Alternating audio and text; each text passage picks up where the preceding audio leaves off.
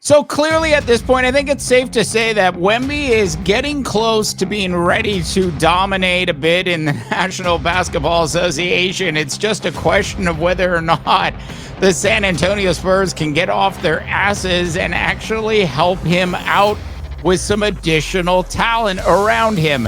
Hey, check out this video from Victor last night. I have some additional thoughts on what the Spurs should actually do during the offseason.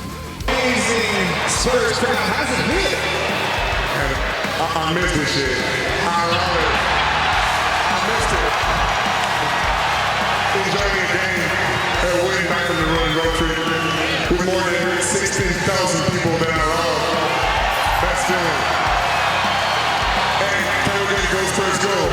1, 2, 3, go Spurs go!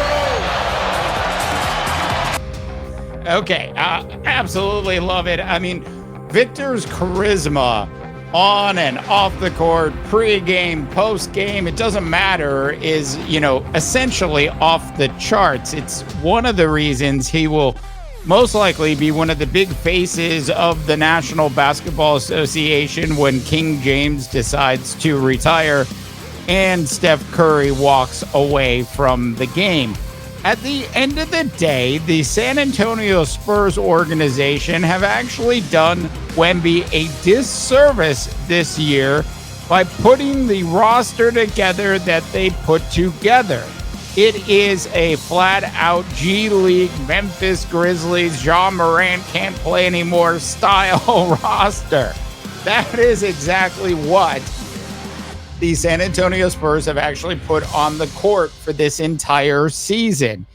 It is flat out disgraceful that this San Antonio Spurs team only has 12 wins on the season. Look, Victor put up a historic stat line last night against Chet Holmgren in what's really turning into must-see TV.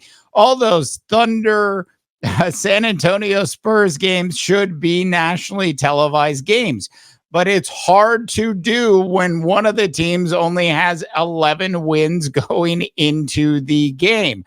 Look, Victor's numbers last night were absolutely off the charts fantastic. He had 28 points in the game, 13 rebounds, 7 assists. How does a guy 7'5" actually get 2 steals in a game? I'm just asking you. 2 steals and, of course, 5 blocks. Now, Chet Holmgren has been playing fantastic, and we know that the OKC Thunder, that basketball team, right? If you just go back 2 years and then you look at the previous 3 years before that, was a bad basketball team. That was a bad basketball team that looked like a bad organization, but it wasn't. They were actually working on how to bring young talent into the league with all of those number 1 draft picks that they had collected over the years. It was a strategy that they put in place. The San Antonio Spurs have also tried a similar strategy, which to this point has not worked out. Clearly, Victor is going to need some help during free agency this offseason. The San Antonio Spurs absolutely should make a significant splash to try to get Victor some help. If they don't, Victor's going to be sitting in at around 20, 25 wins next season, which will, of course, as you might believe, I would say, would be an absolute and utter disgrace. Now, I've talked about Greg Popovich a lot over the last month, and I love Greg Popovich as a head coach in the National Basketball Association. I hate throwing these words historic out, but he's had a historic career. I mean, he really has. Is it time for Pops to actually just move finally into that president's role?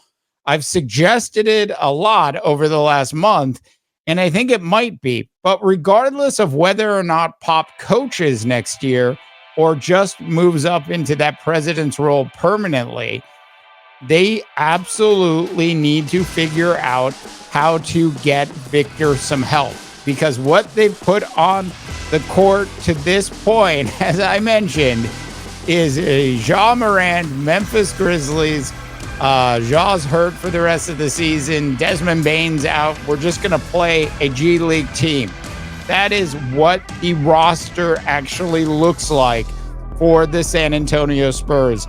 And Victor, at this point, is absolutely ready to dominate in the NBA. The question is the San Antonio Spurs organization ready to make the moves that they need to make to help Victor out? You've been listening to the House of Takes NBA show with Dave Daba, presented by Stealth.ltd.